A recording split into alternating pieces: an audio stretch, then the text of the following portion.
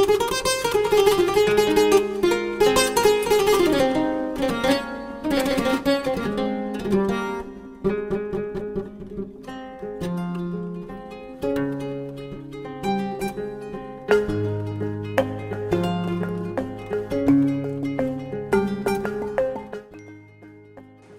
voudrais vous souhaiter la chaleureuse bienvenue ici à Dakar, en terre OMVS du Sénégal, et vous adresser à toutes et à tous mes salutations fraternelles, et plus particulièrement aux délégations venues des 4 pays membres de l'OMVS à l'occasion de la cérémonie d'ouverture de la réunion de la commission des experts préparatoire de la 75e session ordinaire du Conseil des ministres de notre organisation.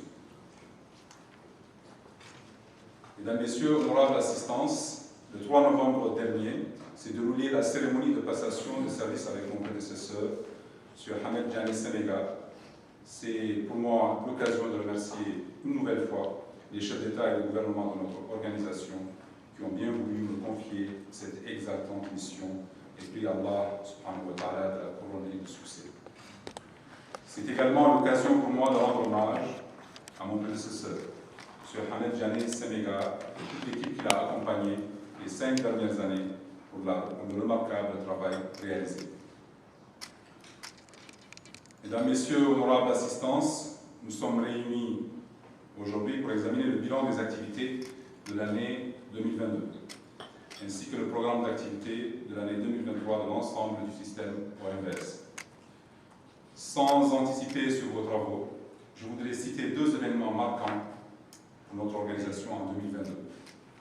Le premier était au mois de mars 2022. Notre organisation recevait le Grand Prix Hassan II pour lui. C'est la consécration de 50 années d'efforts pour la gestion intégrée, pacifique et solidaire d'un groupe transfrontalier. Ce prix est également la récompense de l'engagement des pères fondateurs et de toutes les équipes qui se sont succédées à tous les niveaux de décision et d'exécution pendant ces 50 dernières années. Le deuxième événement avait eu lieu il y a moins de 2 mois, en terre OMVS du Mali, où le dernier né de nos grands ouvrages, le barrage hydroélectrique de Gouina, avait été inauguré par les premiers ministres de nos États.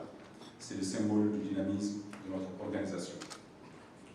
À ces réalisations s'ajoutent les actions entreprises par nos différentes structures pour continuer à assurer un approvisionnement régulier de nos États en électricité, eau potable, irrigation, ainsi que le développement local avec notamment des réalisations importantes à mettre à l'actif du projet de gestion intégrée des ressources en eau, PGE.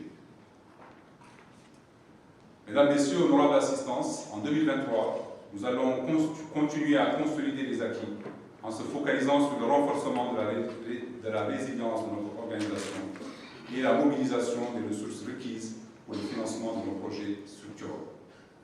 Les impacts des changements climatiques sont aujourd'hui une réalité vécue partout et sous différentes formes. Les crues, inondations sont désormais une réalité à nos portes, une menace pour nos projets actuels et futurs, une menace pour la vie de nos populations. C'est dans ce cadre que vous verrez dans le projet de budget de 2023 une contribution aux efforts de sensibilisation et de prévention des crues menés par nos États à travers un appui aux cellules nationales OMVS.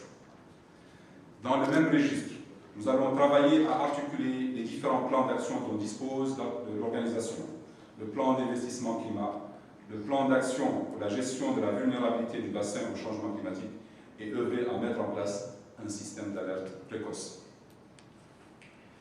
Mesdames, Messieurs, honorables assistance, les grands projets structurants de notre organisation, malgré le remarquable travail réalisé, butent sur la disponibilité de financement adapté au contexte de nos États.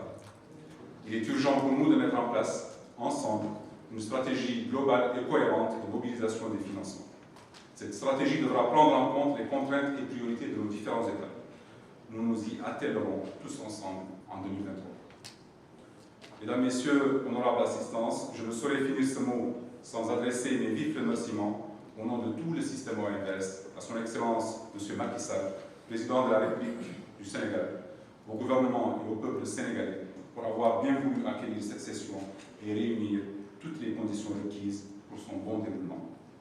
Sur ce, je déclare ouverts les travaux de la réunion de la commission des experts préparatoire de la 75e session ordinaire du Conseil des ministres et souhaite plein succès à nos travaux.